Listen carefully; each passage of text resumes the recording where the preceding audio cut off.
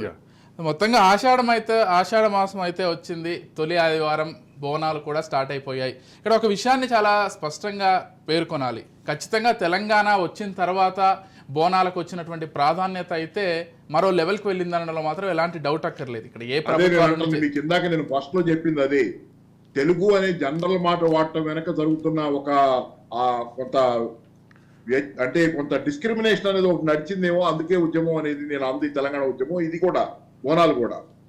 ఇప్పుడైతే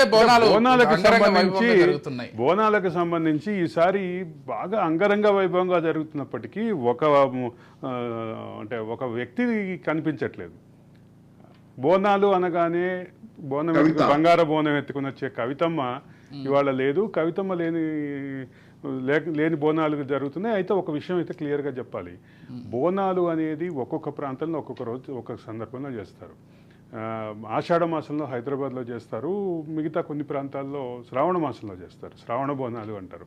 ఇదే ఆషాఢ బోనాలనే శ్రావణ బోనాలుగా వ్యవహరిస్తారు. దానికి ఆంధ్రాలో కూడా కొన్ని ప్రాంతాల్లో చేస్తారు. అదే చెప్తున్నా. అంటే ఇక్కడ బోనాలకు ఉన్న విశిష్టత ఏంటంటే, మిగతా మనం మాట్లాడుకునే రకరకాల పండగల్లో ఏ కుటుంబానికి ఆ కుటుంబం విడివిడిగా అది జనరల్ గా విడివిడిగా జరుపుకునే పండగ. ఇది ఒక సమిష్టి పండగ. సమిష్టి పండగే తెలంగాణలో కొన్ని ప్రాంతాల్లో శ్రావణ మాసంలో చేస్తారు, కొన్ని ప్రాంతాల్లో ఆషాఢ మాసంలో చేస్తారు. కాకపోతే ఆషాఢ మాసం ఇక్కడ పరిస్థితి ఏంటంటే, దీనికి సిగ్నిఫికెంట్గా చెప్పాలంటే గోల్కొండ బోనాలు, తర్వాత లష్కర్ బోనాలు, తర్వాత హైదరాబాద్ బోనాలు, తర్వాత లాల్ దర్వాజా బోనాలు. ఇది ఒక ఆర్డర్లో, క్రోనలాజికల్ ఆర్డర్లో చేస్తారు. దీనికి సంబంధించినటువంటి అంటే ఈ బోనాల కోసం, ఈ బోనాల పండగ కోసం, ఈ బోనాల జాతర కోసం సంవత్సరం మొత్తం కూడా దీక్షలో ఉండేటటువంటి పోతురాజులు ఉన్నారు. మన అంటే మూజువాణి అంటే వాణి దేవీ దేవతల వాణి చెప్పేటటువంటి పూర్తి స్థాయిలో భక్తులు ఉన్నారు. అంటే వీళ్ళు సంవత్సరం పాటు ఇదే దీక్షలో ఉంటారు. వాళ్ళకి సంబంధించినటువంటి ఒక పెద్ద పండుగ. అదే సందర్భంలో ఇది ప్రతి ఇంట్లోనూ ప్రతి కుటుంబం నుంచి అమ్మవారికి బోనం సమర్పించడంతో పాటు బోనం వచ్చినటువంటి మిగుల్ని అందరూ ప్రసాదంగా తీసుకోవటం, దానికి తగ్గట్టుగానే అంటే బలులు ఇవ్వటం, ఇవన్నీ కూడా మామూలుగా జరుగుతాయి. అంటే నేను కరెక్టో కాదో నాకు ఐడియా లేదు, కానీ ఇప్పుడు ఆ బోనాలు ఆంధ్రప్రదేశ్ లో కూడా కొన్ని చోట్ల జరుగుతాయి. అంటే దాని ఆ పండగ తాలూకు ఒక అందం ఉంది, పండగలో ఒక అందం ఉంది, పండగలో ఒక సమిష్టి. బలగం సినిమా అనేది చూస్తుంటారు కదా. ఇక్కడ ఒక ప్రధానమైన అంశం చెప్పాలి. రాష్ట్రాలకు అతీతంగా అన్ని చోట్ల చూశారు తెలుగు వాళ్ళు అంతా. అప్పుడు అక్కడ తెలుగు వాళ్ళు అంతా చూశారు. బలగంలో ఇక్కడ మెసేజ్, ఒక కుటుంబం,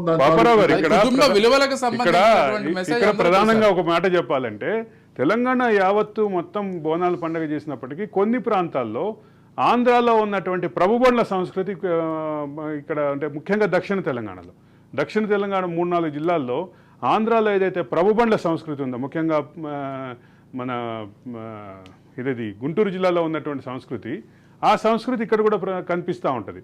బోనాలు ముందు వెళ్తూ ఉంటే ఇక్కడ చిన్నది నేను ఇంటర్ఫియర్ అవుతున్నాను కాదు. గుంటూరు జిల్లాకి తెలంగాణకి చాలా సందర్భాల్లో మీకు వరంగల్ కాకతీయుల పోరాటంలో చూస్తే, కాకతీయుల యుద్ధాల్లో కానీ వాటిల్లో జాయప దేవుడు వాళ్ళ సేనాధిపతి, అక్కడ మండలాధిపతి కదా, చేప్రోలు అనుకుంటా.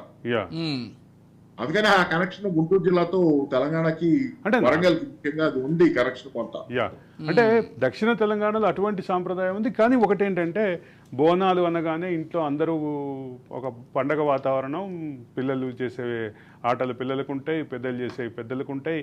ఇక వీటన్నిటిని కలిపి చేసేటటువంటి పండగ. ఈ పండగని కొంత గ్లోరిఫై చేయటానికి, అదే సందర్భంలో రాజకీయంగా వాడుకోవటానికి కొంత ప్రయత్నం అయితే జరిగినప్పటికీ ఇప్పుడైతే అన్ని అంటే నిన్నటి బోనాలు చూస్తే మాత్రం ఎక్కడ అంటే వ్యక్తుల హడావిడి కంటే మొత్తం జనం పార్టిసిపేషన్ అయితే మామూలుగానే కనిపించింది. కాబట్టి భవిష్యత్తులో జరగబోయేటటువంటి లష్కర్ బోనాలు కానీ, ఆ తర్వాత హైదరాబాద్ బోనాలు కానీ, లాల్ దర్వాజా బోనాలు కానీ, ఇవన్నీ కూడా అదే రకమైనటువంటి భక్తిభావంతో జరగాలని ఆశిద్దాము.